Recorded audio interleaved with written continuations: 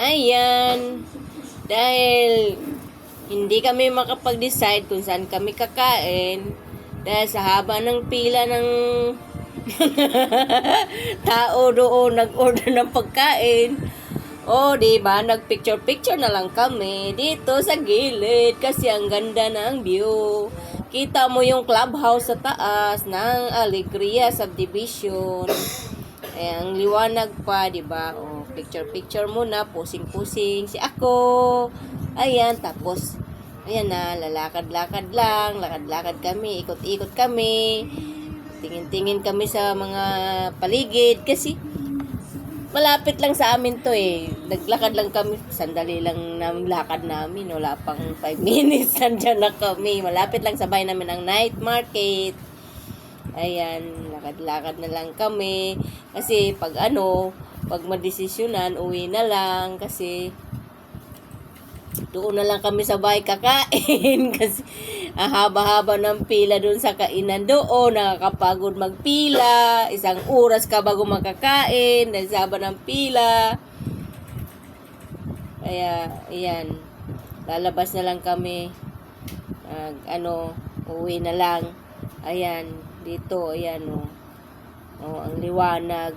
May mga yan. Mga daming paninda dyan. Dami. Ganda ng place. Ang luwag ng Alegria Subdivision entrance yan. Dito lang yan sa Marilao, Bulacan. Malapit lang sa Lumadigato sa amin. Ayan o.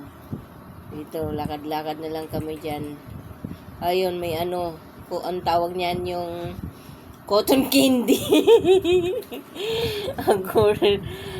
Cotton candy. Lang, masira ipin natin dyan. Lakad-lakad na lang tayo. Tingin-tingin tayo sa mga ibang paninda. Pag may magustuhan tayo, baka sakaling may magustuhan, di ba? Ikot-ikot na lang tayo. Mag-explore na lang tayo sa paligid. Kasi galing na tayo nung nag-ikot-ikot sa mga kainan, sobrang haba ng pila. Kaya kami pumunta dyan kasi gusto sana naming kumain. Maghanap kami ng magandang masarap na pagkain doon. Kakain kami kasi birthday ko. Pero busog pa naman kami.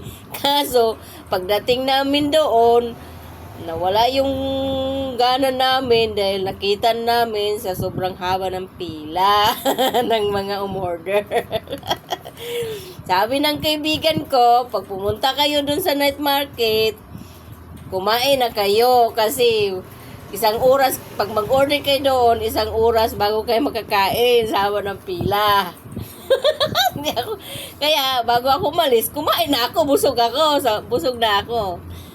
Kasi alam ko na yon, kaya lang, siyempre, tingin-tingin kami, baka may magustuhan kami. Kaso wala mawala ang gana mo sa sobrang haba ng pila Ayan, lumabas na lang kami sa highway. Ayan, ang ganda ng mga ilaw, di ba? Ang ganda ng mga ilaw, mga pailaw nila sa Pasko, ang ganda, di ba? Saka pinopromote din nila yung yung Alegria Subdivision kasi ang mga pabahay dyan, mga bahay binibinta, mga bahay, house and lot, mga lot, anong gusto mo, yan, nila yan, pinapromote din nila, kasama sa promote. So, ayan, magpa-picture-picture na lang ako dito sa North Pole para masaya, di ba? Para akong nasa North Pole. Di ba? Parang bata, no?